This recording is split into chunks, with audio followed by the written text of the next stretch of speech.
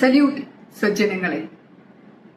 നമ്മൾ എന്തെങ്കിലും ഒരു കാര്യം അറിയുമ്പോൾ അതിൻ്റെ മറുവശത്ത് എന്താണ് എന്നുള്ളത് പലരും ശ്രദ്ധിക്കാറില്ല.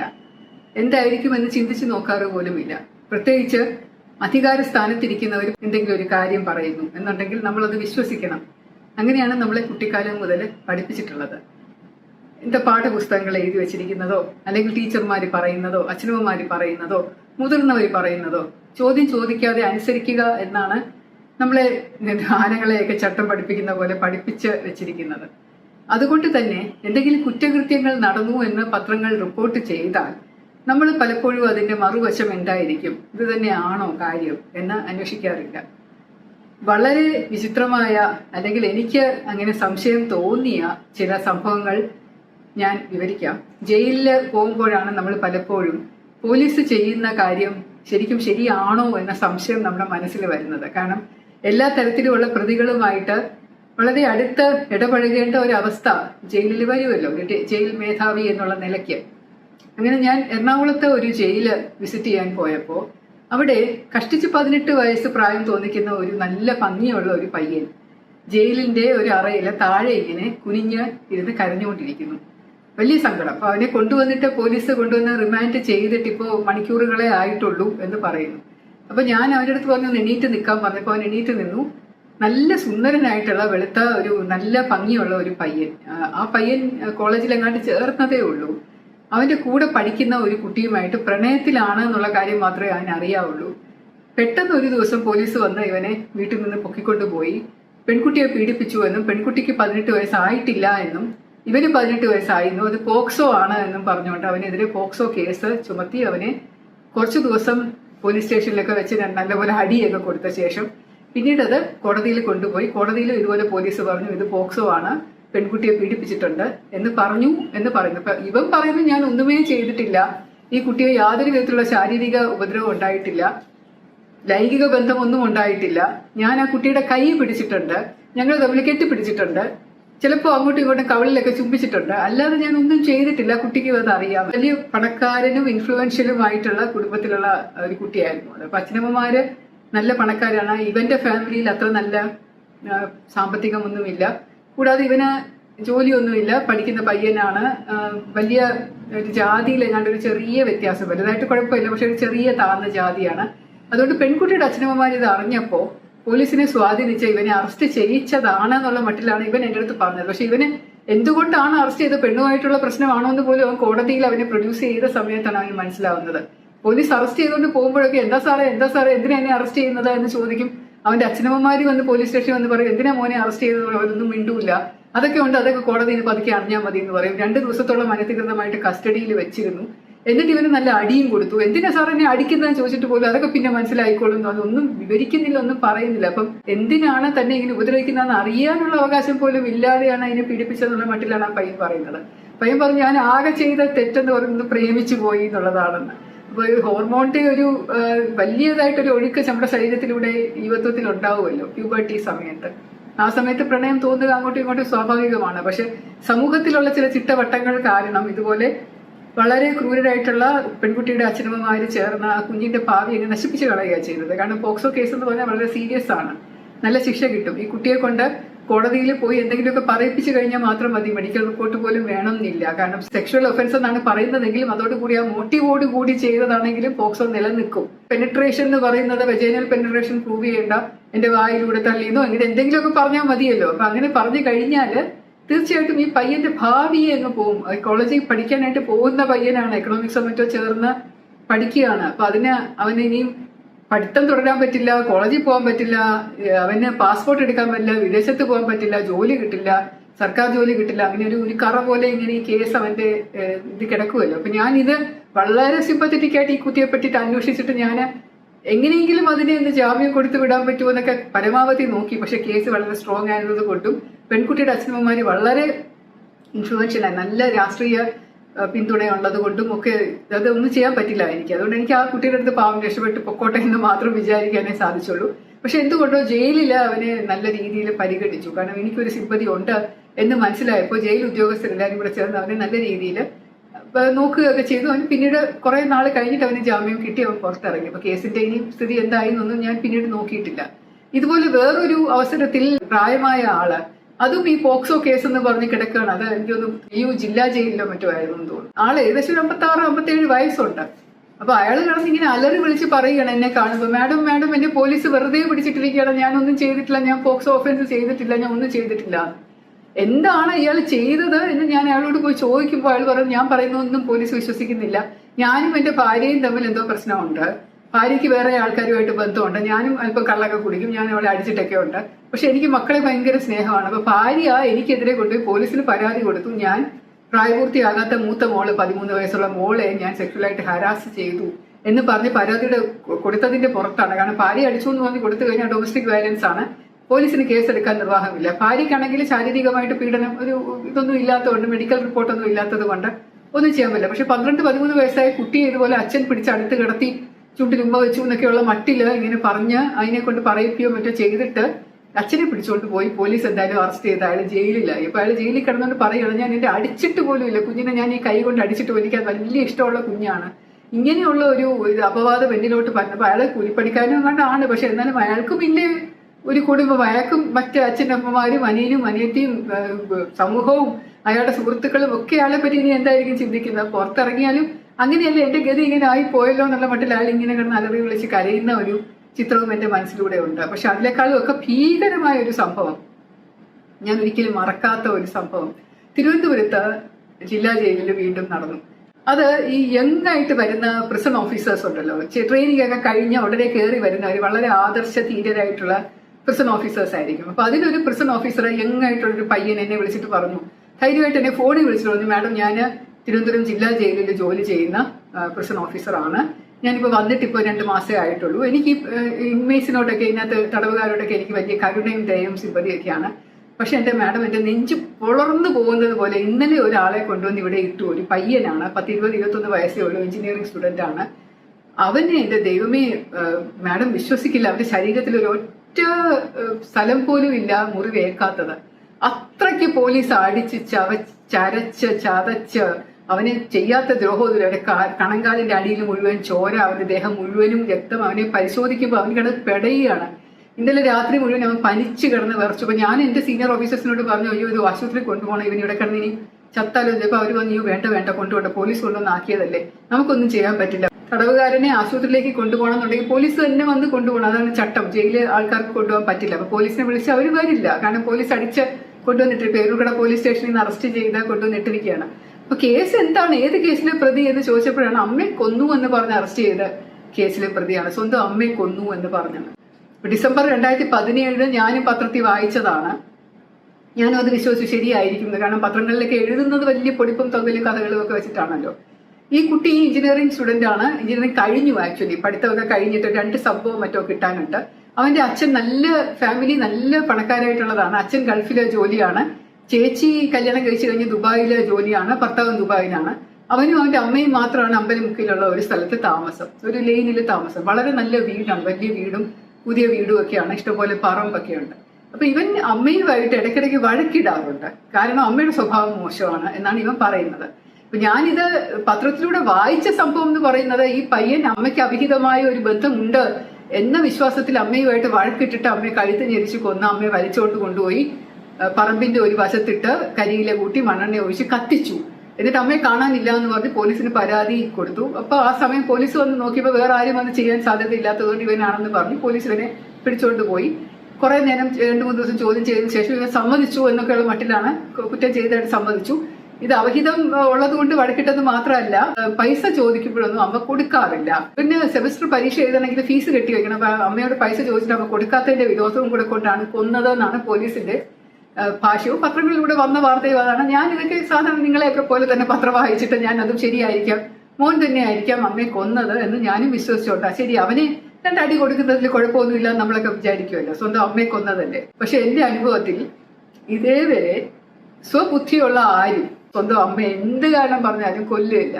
ചിലപ്പോൾ ഉപദ്രവിക്കുമായിരിക്കും, അടിക്കുമായിരിക്കും, തള്ളിയിടുമായിരിക്കും, എല്ലാം ചെയ്യുമായിരിക്കും. പക്ഷെ ഇങ്ങനെ കൊന്നു കഴിഞ്ഞിട്ട് പിന്നെ കത്തിച്ച് എവിഡൻസ് നശിപ്പിക്കാന്ന് പറഞ്ഞാൽ അങ്ങനെ സംഭവിച്ചിട്ടേ ഇല്ല.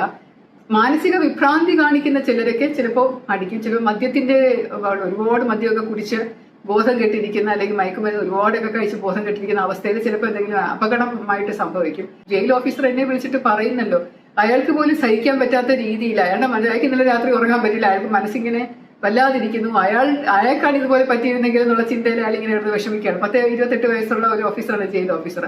21 വയസ്സുള്ള പയ്യനെ ഇതുപോലെ ക്രൂരമായിട്ട് പോലീസ് മർദ്ദിച്ചല്ലോ മാഡം, കഷ്ടമല്ലേ എന്നുള്ള രീതിയിൽ പറഞ്ഞപ്പോൾ ഞാൻ പോയി നോക്കാമെന്ന് വെച്ച് ഞാൻ ജയിലിലെ ഡോക്ടറെ സെൻട്രൽ ജയിലിലെ ഡോക്ടറെ വിളിച്ചുകൊണ്ട് ഞാൻ പോയി ഇവനെ പോയി കണ്ടു. അപ്പൊ ഇവൻ കണ്ട സങ്കടം തോന്നും.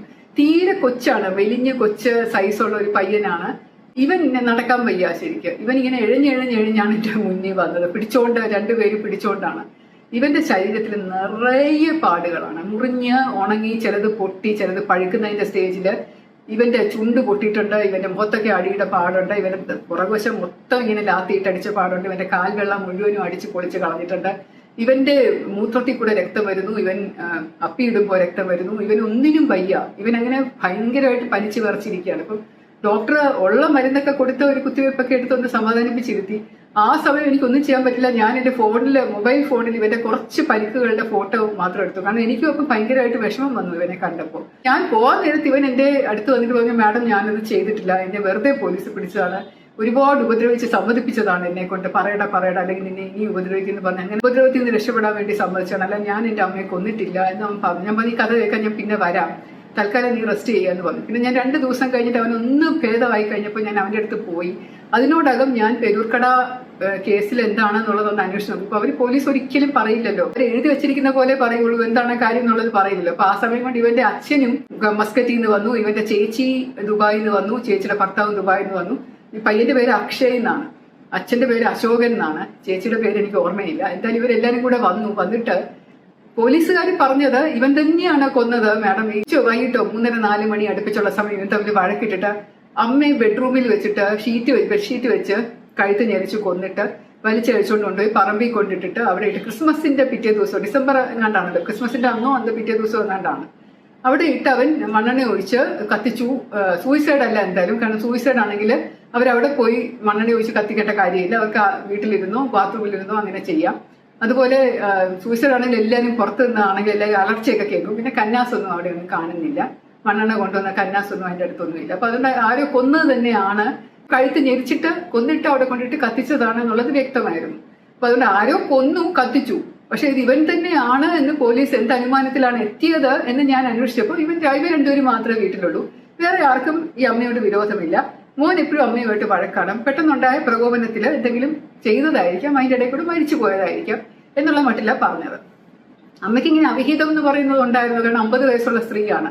50 വയസ്സാകുമ്പോൾ മെനോപോസ് ഏകദേശം എത്തിയിട്ടുണ്ടാകും. അപ്പോൾ മെനോപോസ് എത്തിയ ഒരു സ്ത്രീ അവിഹിത ബന്ധം ഉണ്ട് എന്ന് പറയുന്നതിനോട് എത്രമാത്രം യോജിപ്പുണ്ട്. ചിലപ്പോൾ ചില സ്ത്രീകൾ വൈകുമായിരിക്കും, ചിലപ്പോൾ അതിന്റെ ആ ഒരു സ്റ്റേജിലായിരിക്കും അവർ നിൽക്കുന്നത്. അപ്പൊ എന്താണ് അവിഹിതത്തിന്റെ തെളിവ് എന്ന് ഞാൻ ചോദിച്ചപ്പോൾ പോലീസിന് മറുപടിയില്ല.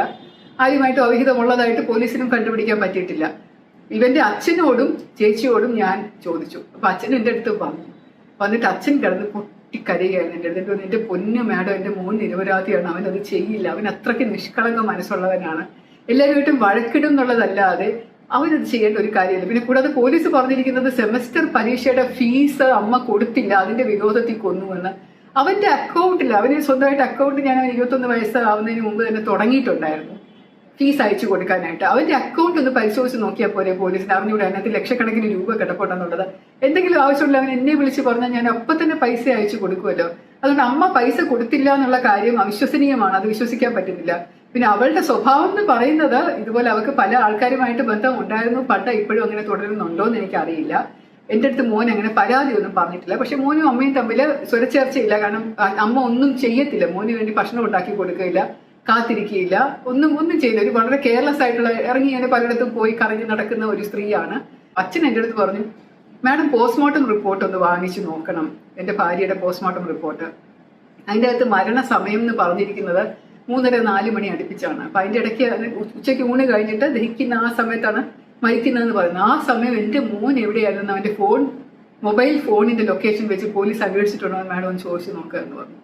അപ്പൊ അത് ഞാൻ ചോദിച്ചപ്പോൾ അവർ അന്വേഷിച്ചിട്ടില്ല. അവർ പറഞ്ഞാൽ മൊബൈൽ ഫോൺ ആരുടെയെങ്കിലും കൊടുത്തിട്ട് അവൻ തിരിച്ച് വീട്ടിൽ വന്ന് കാണുന്നു. അപ്പൊ ഇവൻ എൻ്റെ അടുത്ത് പിന്നീടാണ് ഞാൻ ഈ പയ്യന്റെ അടുത്ത് അക്ഷയോട് ചോദിക്കുന്നത്, എന്താ മോനെ നടന്നത് കാര്യം പറയാന്ന് പറഞ്ഞു. അപ്പൊ അവൻ കുറച്ചൊക്കെ സമാധാനമായി നമ്മളൊക്കെ ടേക്ക് കെയർ ചെയ്യുന്നുണ്ടെന്ന് അറിഞ്ഞു കഴിഞ്ഞപ്പോൾ, നമ്മൾ പോലീസ് അല്ല ജയിൽ ഓഫീസേഴ്സാണ്, ഞങ്ങൾക്ക് കരുണയുണ്ട് എന്നുള്ള മട്ടിൽ അവനോട് സംസാരിച്ചു കഴിഞ്ഞപ്പോൾ അവൻ എന്നോട് പറഞ്ഞു, ഞാനും അമ്മയും മാത്രമാണ് കുട്ടിക്കാലം മുതൽ, അവൻ വളരെ ചെറുതായിരുന്നപ്പോൾ കെട്ടിയ വീടാണ്, 8-9 വയസ്സുള്ളപ്പോൾ ആ വീട് വെച്ചതാണ്. അത് കഴിഞ്ഞ് അച്ഛൻ എപ്പോഴും ഇങ്ങനെ ഗൾഫിൽ പോകുമ്പോൾ ഇടയ്ക്കിടയ്ക്ക് വീട്ടിൽ വരും. ചേച്ചിയുടെ കല്യാണം കഴിഞ്ഞ് ചേച്ചിയും പോയി. ഇപ്പൊ ഞാനും അമ്മയുമായിട്ടാണ് കുറച്ച് 4-5 വർഷമായിട്ട് ഇവിടെ താമസിക്കുന്നത്. എന്റെ എഞ്ചിനീയറിംഗ് പഠിത്തം കഴിഞ്ഞു, എന്നിട്ട് 2 സബ് കിട്ടാനുണ്ട്, അത് ഞാൻ എഴുതിക്കൊണ്ടിരിക്കുകയാണ്. എനിക്ക് പൈസയ്ക്കൊന്നും ഒരു ബുദ്ധിമുട്ടുമില്ല. അന്നത്തെ ദിവസം അമ്മയുമായിട്ട് വഴക്കിട്ടു എന്നുള്ളത് ശരിയാണ്. കാരണം ഉച്ചയ്ക്ക് ഞാൻ രാവിലെ ഏതോ ക്ലാസ്സിന് പോകും, ഇവനേതോ പഠിക്കാനായിട്ട് ഏതോ ക്ലാസ്സിന് പോകും, പരീക്ഷ എഴുതണമല്ലോ, അപ്പോൾ ഏതോ ക്ലാസ്സിൽ പോയിട്ട് തിരിച്ചു വന്നപ്പോൾ അമ്മ ഒന്നും ഉണ്ടാക്കി വെച്ചിട്ടില്ല. അപ്പൊ അമ്മയോട് ചോറൊന്നും ഇല്ല അമ്മയും ചോദിച്ചപ്പോൾ പറഞ്ഞു, അത് നീ വെളിയിൽ നിന്ന് കഴിച്ചു, അല്ലെ വരുന്ന വഴി കഴിച്ചു എന്ന് വിചാരിച്ചു, ഇവിടെ ഒന്നും ഇല്ല എന്ന് പറഞ്ഞു. അപ്പൊ അമ്മ ഇങ്ങനെ ഒരുങ്ങി കെട്ടി എവിടെയോ പോകാൻ നിൽക്കുന്ന കണ്ടപ്പോൾ അമ്മ എങ്ങോട്ടാ പോകുന്നത്, ഇപ്പൊ ഞാൻ അടുത്ത വീട്ടിൽ എന്തോ എവിടെ പോവുകയാണെന്ന് പറഞ്ഞു. അപ്പൊ അങ്ങനെ ഒരു വഴക്കുണ്ടായി എന്നുള്ള ശരിയാണ്. അമ്മയും മോനും തമ്മിൽ നല്ലപോലെ വഴക്കുണ്ടായി, ഇറങ്ങി പോടാ, നീ ഇവിടെ നിൽക്കണ്ട, എനിക്ക് നിന്നെ ഇഷ്ടമില്ല എന്നൊക്കെ പറഞ്ഞ് അമ്മയും പറഞ്ഞു. അമ്മയോട് പറഞ്ഞ അച്ഛനെ വിളിച്ച് പറയും, നിങ്ങൾ എപ്പോൾ നോക്കിയാലും ഇങ്ങനെയാണെന്നുള്ളത് പറയും എന്നൊക്കെ പറഞ്ഞ് അമ്മ മോനും വഴക്കിട്ടിട്ട് അവൻ ഇറങ്ങി ഫ്രണ്ട്സിനെ തന്നെ വിളിച്ചുകൊണ്ട് അവൻ പോയി ഒരു സിനിമ കാണാൻ കയറി. ഇപ്പൊ അവൻ സിനിമ കണ്ടോണ്ടിരിക്കുകയായിരുന്നു. ഉച്ചയ്ക്ക് ഒരു മാറ്റിനിയോ മറ്റോ 2 മണിക്കങ്ങാണ്ട് തുടങ്ങിയ ഒരു ഷോ കണ്ട് അത് കഴിഞ്ഞ് 4-5 മണിയായപ്പോൾ അവൻ സിനിമ കഴിഞ്ഞ് വെളിയിൽ ഇറങ്ങിക്കഴിഞ്ഞിട്ട് ഇവരുമായിട്ട് ഫ്രണ്ട്സുമായിട്ട് ചേർന്നപ്പോൾ ഞാൻ സിഗരറ്റ് വലിക്കാൻ തുടങ്ങിയത്. അപ്പൊ ഞാൻ സിഗരറ്റ് വലിച്ചുകൊണ്ട് നിന്നു. അത് കഴിഞ്ഞ് പിന്നെ വൈകുന്നേരം കുറെ വൈകിട്ട് ഞാൻ വീട്ടിൽ വന്നു. വീട്ടിൽ വന്ന ശേഷം അമ്മ അവിടെ ഒന്നും നോക്കിയിട്ട് വീട്ടിനകത്തൊന്നും അമ്മയെ കണ്ടില്ല. വീട് സാധാരണ താക്കോല് വെച്ചിരിക്കുന്നത് പോലെ വെച്ചിരിക്കുന്നത് ഞാൻ തുറന്ന് അകത്ത് കയറി. പുറകത്തെ കഥക തുറന്നു കിടക്കുന്നുണ്ടായിരുന്നു, വാതിൽ തുറന്നു കിടക്കുന്ന അടുക്കളയിൽ. അപ്പൊ ഞാനത് അമ്മ കൂട്ടാൻ മറന്നതായിരിക്കും വെച്ചാൽ ഞാൻ അത് കൂട്ടിയിട്ട് ഞാൻ അകത്തിരുന്ന് TV കണ്ടു. എന്തൊക്കെയോ സാധനം ഫ്രിഡ്ജിൽ നിന്ന് എടുത്ത് ചൂടാക്കി ഉണ്ടാക്കി കഴിച്ചു. വൈകിട്ടും അമ്മയെ കാണാത്തപ്പോൾ ഞാൻ വിളിച്ച് എന്റെ ഫ്രണ്ട്സിനോട് പറഞ്ഞു, അമ്മ വന്നില്ല വീട്ടിൽ ഇതുവരെ എന്ന് പറഞ്ഞു. അപ്പൊ അവര് ഞാൻ പോയതല്ലേ, വഴക്കിട്ട് പോയതല്ലേ, പിണങ്ങി ഏതെങ്കിലും ബന്ധുവിന്റെ വീട്ടിൽ പോയി കാണും, നാളെ ഇനി വരും എന്ന് പറഞ്ഞുകൊണ്ട് അവൻ ഇത് ശ്രദ്ധിക്കാതെ അവൻ കിടന്നുറങ്ങി. പിറ്റേ ദിവസം രാവിലെ അവൻ എണീറ്റ് വീണ്ടും എല്ലാവരെയും വിളിച്ച് ചോദിച്ചു. അവൻ്റെ അച്ഛനെ വിവരം അറിയിച്ചു, ചേച്ചിക്ക് മെസ്സേജ് അയച്ചു. അങ്ങനെ എല്ലാവരും പറഞ്ഞു അമ്മയെ കാണുന്നില്ല, ഇതുവരെ വന്നിട്ടില്ല എന്ന് പറഞ്ഞു. പിന്നെ കുറെ സ്ഥലത്തൊക്കെ നോക്കിയപ്പോഴാണ് പറമ്പിന്റെ പുറകിലായിട്ട് ഇങ്ങനെ ഒരു എന്തോ കത്തുന്ന പോലെ കണ്ടിട്ട് അവൻ അവിടെ എങ്ങാനും ഉണ്ടോ എന്ന് പറഞ്ഞ് നോക്കാനായിട്ട് പോയപ്പോഴേക്കും അവിടെ ഇങ്ങനെ കരിയിലെ കൂട്ടിയിട്ടിരിക്കുന്നതിന്റെ ഇടയിൽ ഇങ്ങനെ ഒരു കൈ ഇങ്ങനെ പൊങ്ങി നിൽക്കുന്ന അവൻ കണ്ടു. അപ്പൊ അവൻ കണ്ടിട്ട് അവന് ഞെട്ടിപ്പോയി, അവനൊന്നും അനക്കാൻ. അപ്പൊ അമ്മയുടെ കൈയാണെന്ന് തോന്നിയത് കൊണ്ട് അവന് ഭയങ്കര പേടിയായി. വിളിച്ചു റിലേറ്റീവ്സിനൊക്കെ വിളിച്ചു പറഞ്ഞ് പോലീസിൽ വിവരം അറിയിക്കാൻ പറഞ്ഞ് അങ്ങനെ അവൻ പോലീസിൽ പോയി. അവനാണ് പോലീസിൽ പോയി അറിയിക്കുന്നത്, ഇങ്ങനെ അമ്മയെ ഇന്നലെ തൊട്ട് കാണാനില്ല. അപ്പൊ ഇന്നലെ മുഴുവൻ ഞാൻ ഇങ്ങനെ അമ്മ വല്ലടത്ത് വഴക്കിട്ടത് കൊണ്ട് പിണങ്ങി പോയതായിരിക്കും വെച്ച് നോക്കിയില്ല. ഇന്ന് രാവിലെ ഞാൻ നോക്കിയപ്പോൾ ഉച്ചയോടടുപ്പിച്ചൊക്കെയാണ് ഈ ബോഡിയുടെ കൈ ഇങ്ങനെ നിൽക്കുന്ന കണ്ടത്. അപ്പൊ അതുകൊണ്ട് പോലീസ് വന്ന് വിവരം പറഞ്ഞതാന്ന് പറഞ്ഞു. പോലീസ് ഇവനെ 2 ദിവസത്തേക്ക് സംശയിച്ചില്ല. 2 ദിവസം പോലീസ് ഇതിനെ പറ്റി എല്ലാ അന്വേഷണം നടന്ന് അവരുടെ ബോഡി എടുത്ത് പോസ്റ്റ്മോർട്ടം ചെയ്ത് കുറേയൊക്കെ അന്വേഷിച്ച ശേഷം പിന്നീട് 3-ാമത്തെ ദിവസം എങ്ങാണ്ടാണ് ഇവനെ അറസ്റ്റ് ചെയ്തത്. അറസ്റ്റ് ചെയ്തുകൊണ്ട് കൊണ്ടുപോയിട്ട് 2 ദിവസം അനധികൃത കസ്റ്റഡിയിൽ വെച്ചുകൊണ്ട് ക്രൂരമായിട്ട് പീഡിപ്പിച്ച ശേഷം ഇവന് ഗതികെട്ടി ഇവൻ സമ്മതിച്ചു, ശരി ഞാനാണ് എന്ന് പറഞ്ഞു. അങ്ങനെ പോലീസ് അത് കഥയുണ്ടാക്കി മെനഞ്ഞെടുത്ത് അവന്റെ മൊബൈൽ ഫോണിനെ പറ്റി ഒന്നും മിണ്ടാതെ കോടതിയിൽ നിന്ന് കൊടുത്ത് റിമാൻഡ് ചെയ്ത് വാങ്ങിച്ച് അങ്ങനെ ജയിലിൽ കിടക്കുക. അപ്പൊ ഇവൻ ഇങ്ങനെ പറഞ്ഞപ്പോൾ ഞാൻ പറഞ്ഞു, എന്തായാലും നമുക്ക് മനുഷ്യാവകാശ കമ്മീഷന്റെ പോലീസിന്റെ മർദ്ദനത്തെ കുറിച്ച് ഒരു പരാതി കൊടുക്കണം. അതിന് മുമ്പ് ഞാൻ എഴുതി DGPക്ക് കൊടുക്കാമെന്ന് ഞാനൊരു വലിയ വിശദമായിട്ടുള്ള ഒരു റിപ്പോർട്ട് തയ്യാറാക്കി DGPക്ക് അയച്ചു കൊടുത്തു. ഞാൻ DGP ഫോണിൽ വിളിച്ച് പറഞ്ഞു, ഇങ്ങനെ പേരൂർക്കട പോലീസ് സ്റ്റേഷനിൽ വെച്ചിട്ട് അവിടുത്തെ SHOയുടെ നേതൃത്വത്തിൽ ഇവന്റെ ജനനേന്ദ്രിയത്തില് മുളകരച്ച് തേക്കുകയും ഗരുഡൻ തൂക്കം നടത്തി അവന്റെ പുറകിലൂടെ ചൂട് കമ്പി കയറ്റി വെക്കുകയും അതൊക്കെയാണ് അവന് ഈ ബ്ലഡ് വരുന്നത്. അവിടെയൊക്കെ മുറിവുകളുണ്ട്. കൂടാതെ ഇവന്റെ ദേഹം മുഴുവനും ഇങ്ങനെ മർദ്ദിക്കുകയും ചെയ്യുന്നത് വഴി ഇവന് ശരിക്കും പോലീസ് 3-ാം മുറ എന്ന് പറയുന്നതിനേക്കാളും കഠിനമായിട്ട്, ചിലപ്പോൾ 4-ാം മുറ പോലും അത്രയ്ക്ക് കഠിനമായിട്ട് ഇവനെ ഉപദ്രവിച്ചിട്ടുണ്ട്. അതുകൊണ്ട് ഇതിന്റെ ആൾക്കാർക്കെതിരെ അപ്പോൾ ഡോക്ടറുടെ റിപ്പോർട്ടും ഡോക്ടറുടെ സ്റ്റേറ്റ്മെന്റും അതുപോലെ ഇവന്റെ ശരീരത്തിലെ മുറിവുകളുടെ പാടിന്റെ ഫോട്ടോയും ഒക്കെ എല്ലാം കൂടെ എൻക്ലോസ് ചെയ്തുകൊണ്ട് ഞാൻ റിപ്പോർട്ട് ചെയ്ത് DGPക്ക് കൊടുത്തു. ഒരാഴ്ച കഴിഞ്ഞു, ഇവന് ജാമ്യവും കിട്ടിയില്ല, പോലീസുകാർക്കെതിരെ യാതൊരു നടപടിയുമില്ല. ഈ റിപ്പോർട്ട് പോലീസ് ഹെഡ്ക്വാർട്ടേഴ്സിൽ നിന്ന് മുക്കി. എന്നിട്ട് ഞാൻ DGPയോട് ചോദിച്ചു, സാർ എന്താ ഇത് എന്തെങ്കിലും നടപടി എടുക്കാതെ? അത് ഞാൻ പറഞ്ഞിട്ടുണ്ട്, നോക്കും എന്ന് പറഞ്ഞു. അപ്പൊ ഞാൻ ഇതിന്റെ കോപ്പി എടുത്തു വെച്ചിട്ട് ആഭ്യന്തര സെക്രട്ടറിക്ക് അയച്ചു കൊടുക്കുകയും CMന്റെ അടുത്ത് പറയുകയും ചെയ്തു. ഞാൻ CMനെ മീറ്റ് ചെയ്യാൻ പോയി. ഞാൻ CMനോട് പറഞ്ഞു, ഇങ്ങനെ ഒരുപാട് അടിച്ചിട്ട് കൊണ്ടുവരും. ഇവൻ കുറ്റം ചെയ്തോ ഇല്ലയോ എന്നുള്ളത് ഞാനിപ്പോ പറയുന്നില്ല, കാരണം എനിക്ക് അറിയില്ല, ഞാൻ ഇൻവെസ്റ്റിഗേറ്റ് ചെയ്തിട്ടില്ലാത്ത കേസാണ്. ഇവന്റെ അച്ഛൻ പറയുന്നതനുസരിച്ച് കുറെ അധികം അപാകതകൾ പോലീസ് ഇൻവെസ്റ്റിഗേഷനിൽ ഉണ്ട് എന്ന് എനിക്ക് തോന്നിയത് കൊണ്ട് ഞാൻ സാറിനോട് പറയുകയാണ്, പ്ലീസ് ഒന്ന് ക്രൈംബ്രാഞ്ചിനോ വേറെ ആരെങ്കിലും കൊണ്ട് അന്വേഷിപ്പിച്ചിട്ട് ശരിക്കുള്ള പ്രതി ഇവർ ഈ സ്ത്രീ ആരാണ് കൊന്നതെന്ന് കണ്ടുപിടിക്കാനുള്ള ബാധ്യതയില്ല. ഇവൻ തന്നെ ആണെന്നുണ്ടെങ്കിൽ ഓക്കെ, കുഴപ്പമില്ല, അംഗീകരിക്കാമെന്നുള്ള മട്ടിൽ ഞാൻ CMനെ പോയി കണ്ടു പറഞ്ഞു. ഒരു സ്ഥലത്ത് വെച്ചിട്ട് ഞാൻ ജില്ലാ ജഡ്ജിയെ കണ്ടു. വളരെ നല്ലൊരു ഓഫീസറാണ് ജില്ലാ ജഡ്ജി. അപ്പൊ ഞാൻ അദ്ദേഹത്തെ കണ്ടപ്പോൾ അദ്ദേഹത്തോട് ഞാൻ പറഞ്ഞു, സാർ ഇങ്ങനെ റിമാൻഡ് ചെയ്യപ്പെട്ട പ്രതികള് നിരപരാധികളാണോ അല്ലയോ എന്ന് ജഡ്ജിമാർക്ക് നോക്കാൻ യാതൊരു വശവുമില്ല. കാരണം പബ്ലിക് പ്രോസിക്യൂട്ടർമാർ സപ്പോർട്ട് ചെയ്യും. അവന് വെക്കാനുള്ള അഡ്വക്കേറ്റ് എന്ന് പറഞ്ഞാൽ അവൻ അഡ്വക്കേറ്റ് എന്തായാലും ഡിഫൻസ് അഡ്വക്കേറ്റ് പ്രതിഭാഗം വക്കീൽ എന്ന് പറയുന്നത് എന്തായാലും പറയുമല്ലോ ജാമ്യം കൊടുക്കണമെന്ന്. അത് പലപ്പോഴും ജഡ്ജിമാർ കേൾക്കാറില്ല. കാരണം വളരെ ക്രൂരമായിട്ടുള്ള ഒരു കൊലപാതകം, സ്വന്തം അമ്മയെ കൊന്ന മോൻ എന്നൊക്കെയുള്ള ഡ്രഗ് അഡിക്റ്റ് എന്നൊക്കെയുള്ള മട്ടിലൊക്കെയാണ് എഴുതിയിരിക്കുന്നത്. അപ്പൊ അതുകൊണ്ട് ആ സിഗരറ്റ് വലിച്ചത് എന്ന് അവൻ പോലീസിന് കൊടുത്ത മൊഴിയുടെ ബേസിസിനാണ് അവനെ ഡ്രഗ് അഡിക്റ്റ് ആക്കിയത്. അതൊക്കെ വെച്ചുകൊണ്ട് ജഡ്ജിമാർ അസ്യൂം ചെയ്യും ശരിയായിരിക്കും എന്ന്, പോലീസ് പ്രസന്റ് ചെയ്യുന്ന കേസ് ശരിയായിരിക്കും എന്ന് അസ്യൂം ചെയ്യും. അപ്പൊ ഇങ്ങനെ വളരെ ക്രൂരമായിട്ട് ഉപദ്രവിച്ചിട്ടുണ്ട്. അവന് ശരിക്കും ചികിത്സ വേണം, അവന് മാനസികമായിട്ട് എന്തെങ്കിലും ആഘാതം വരും, അവന്റെ അച്ഛൻ ഇങ്ങനെ കരഞ്ഞുകൊണ്ടിരിക്കുകയാണ് എന്നൊക്കെ ഞാൻ അദ്ദേഹത്തോട് പറഞ്ഞു. അദ്ദേഹം അടുത്ത സിറ്റിംഗിൽ തന്നെ ഇവന് ജാമ്യം കൊടുത്തു. എന്നിട്ട് എന്നെ വിളിച്ച് പറയുകയും ചെയ്തു, ശ്രീലേഖ അത് പറഞ്ഞില്ലായിരുന്നെങ്കിൽ ചിലപ്പോൾ അവന് ഞാൻ ഒരിക്കലും ജാമ്യം കൊടുക്കത്തില്ലായിരുന്നു, ട്രയൽ വരെ അവൻ ഇങ്ങനെ ജയിലിൽ കിടന്ന് പോയേനെ എന്ന്. ട്രയൽ എന്ന് പറഞ്ഞാൽ 5-6 വർഷം, ചിലപ്പോൾ 7 വർഷമൊക്കെ എടുക്കും. അപ്പോൾ ഇങ്ങനെ ഒരു സംഭവം നടന്നത് വളരെ ഷോക്കിംഗ് ആയിട്ട് തോന്നുകയും ഇതുവരെ ഇതിനൊരു നടപടി ഇപ്പൊ പത്രക്കാരോട് പറയാമെന്നൊക്കെ എനിക്ക് ഉണ്ടായിരുന്നു. പക്ഷെ പത്രക്കാരോട് പറഞ്ഞുകൊണ്ടൊന്നും പറ്റില്ല. കാരണം വിവാദങ്ങൾ ഇഷ്ടമുള്ള ഒരു ആൾക്കാരാണ്. അവർക്ക് ഈ മകൻ അമ്മയെ കൊന്നു എന്ന് പറയുന്നതിനായിരിക്കും പോലീസ് മർദ്ദിച്ചു എന്ന് എഴുതുന്നതിനേക്കാളും കൂടുതൽ താല്പര്യം. പോലീസ് മർദ്ദനം എന്ന് പറയുന്നത് സ്വാഭാവികമാണ്, എപ്പോഴും നടക്കും. ഞാനിത് റിപ്പോർട്ടായിട്ട് കൊടുത്തു എന്നുള്ള കാര്യം എനിക്കറിയാവുന്ന ചില പത്രമാധ്യമ സുഹൃത്തുക്കളോട് പറഞ്ഞു. അവർ ചെറുതായിട്ടൊക്കെ എവിടെയൊക്കെ എഴുതി. പക്ഷെ അതുകൊണ്ടും പോലീസിനെതിരെ ഒരു നടപടിയും ഉണ്ടായില്ല.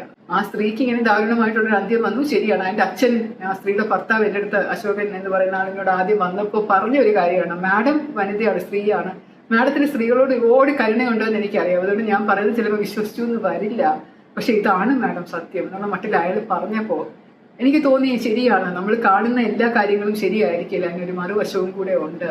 മനുഷ്യാവകാശ കമ്മീഷനിൽ പരാതിയൊക്കെ കൊടുത്തു എന്നറിഞ്ഞു. പക്ഷെ അവിടെ നിന്നും നടപടിയൊന്നും ഉണ്ടായിട്ടില്ല.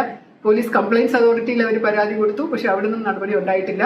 ഇതുപോലെ സ്വാധീനമുള്ള രാഷ്ട്രീയ സ്വാധീനവും അല്ലാത്ത സ്വാധീനവും അസോസിയേഷന്റെ പിൻബലവും ഒക്കെയുള്ള പോലീസ് ഉദ്യോഗസ്ഥര് അവരെന്ത് ചെയ്താലും അവർക്കെതിരെ ഒരു നടപടിയും ഉണ്ടാവില്ല എന്നുള്ളൊരു ധാർഷ്ട്യം ഉള്ളത് കൊണ്ട് അവർ വീണ്ടും ഇതുപോലെ മർദ്ദനവും ഇതുപോലുള്ള കാര്യങ്ങളും ചെയ്യും. കാരണം ഒരു കേസ് തെളിയിച്ചു, പൊൻതൂവൽ, അമ്മയെ കൊന്ന മോനെ അറസ്റ്റ് ചെയ്തു, എല്ലാവരും വലുതായിട്ട് അപ്രീഷിയേറ്റ് ചെയ്തു. എന്തായി, എവിഡൻസ് എന്താണ്, ശിക്ഷിച്ചോ ഇല്ലയോ, അതൊന്നും പിന്നെയല്ലേ അറിയേണ്ടത്. അപ്പൊ അതുകൊണ്ട് ഈ പൊൻതൂവലും വെച്ചുകൊണ്ട് നടക്കാനുള്ള പോലീസിന്റെ ആക്രാന്തം കാരണം ഇങ്ങനെയുമുള്ള സംഭവങ്ങൾ നടക്കുന്നുണ്ട് എന്നുള്ളത് ഞെട്ടിപ്പിക്കുന്ന ഒരു വിവരമായിട്ട് എനിക്കന്ന് തോന്നിയിരുന്നു. സസ്നേഹം, ശ്രീലേഖ.